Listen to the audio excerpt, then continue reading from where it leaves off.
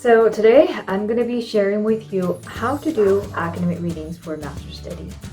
Hey guys, it's Saemi. So I'm a recent graduate from the Media and Communications Department at the London School of Economics, and currently I am researching and writing about education policies, edtech, and advocating for children's digital rights. When I first arrived at LSE, the first thing that I found the most frustrating and the most overwhelming was the amount of reading and also how to do the readings effectively, because academic reading at the master's level is different from undergrad.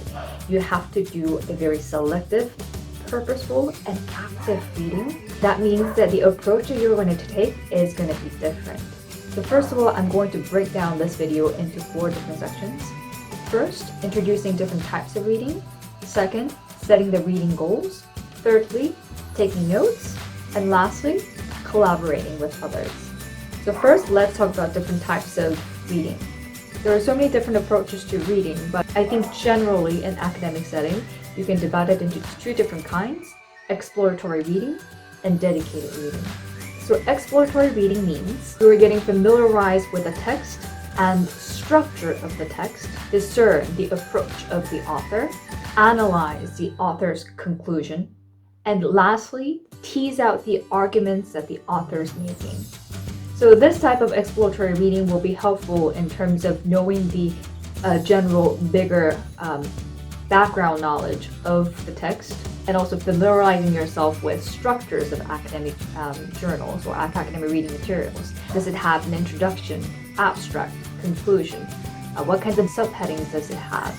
You want to really capture what the author's argument is, and you want to detect every argument and ask critical questions. Are there any fallacies behind the argument? What kinds of questions would you pose in relation to these arguments? Are there any empirical evidence reports related to these? So this kind of exploratory reading will help you gain a summary of the key ideas and arguments of the author. It's going to set a fundamental basis for other further readings. Now, dedicated reading, on the other hand, is more selective. So first, you're going to explore the text, then prioritize different parts of the text. For example, the lit review, the methodological rationale, or the analysis or the discussion part. Once you're done with these steps, then you go more in depth to read the entire text. So dedicated reading is almost discovering what you are searching for. So you're going to end up having answers that you're looking for certain purposes within this text, sort of getting the evidence for your own arguments, and you're going to have to take notes when you do both exploratory or dedicated reading. And with note-taking, I will actually make a separate video on this, so please tune into that. And secondly, setting the reading goals. You're going to have to read so many pages within the set amount of time. We only have 24 hours a day, and if you divide 24 hours in 8 hours of sleep, 8 hours of work, and 8 hours of rest. So think about how you can use those 8 hours of the day for the reading. Because we only have a limited time, goals you will set for reading is incredibly important, because that's how you're going to strategize and getting readings done and actually gaining knowledge. So some of the possible reading goals that you can set are: come up with a summary of key terms, make a list of key arguments, then you come up with your own counter arguments to the author's arguments. Then compare, contrast each argument and see if there are any intersections, how they are different, how they are similar, how they're reinforcing each other in any ways. What are the nuanced differences within those arguments?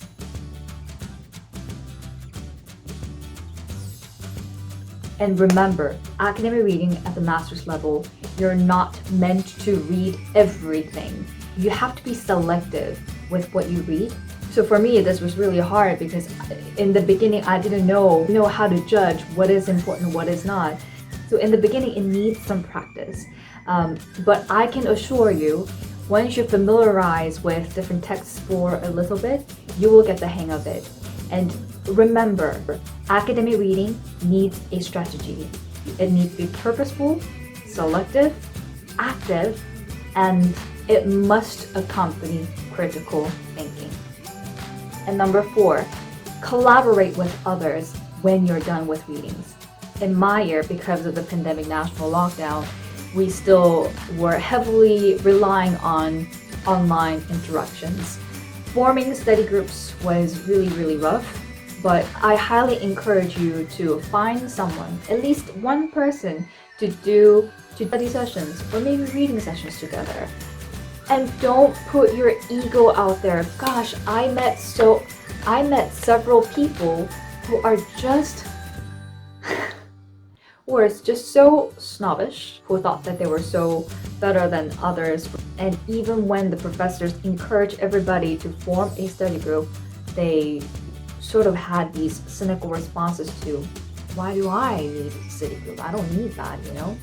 And I found that incredibly annoying, and it's frustrating, because the reason why you're here is because you want to learn, and you can only learn better with each other.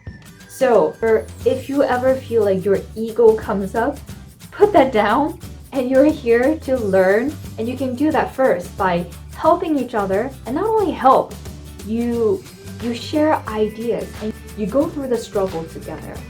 And also within that whole process, you build relationship, you build friendship, and that's the kind of thing that you want to get out of the academic experience. That's why you pay that much money to come to this incredible institution to study. So please remember to put your ego down and learn to work with each other. Okay, so I hope that this video was helpful. Remember, the academic reading is not supposed to be from beginning to the end. You have to read everything. The key to academic readings is to be purposeful, selective, and do active reading. And I will make follow-up videos in regards to critical reading, note-taking, and how to organize these notes so that you absorb information more effectively and better. So stay tuned for that, and I hope this video was helpful. I'll come back with the next video.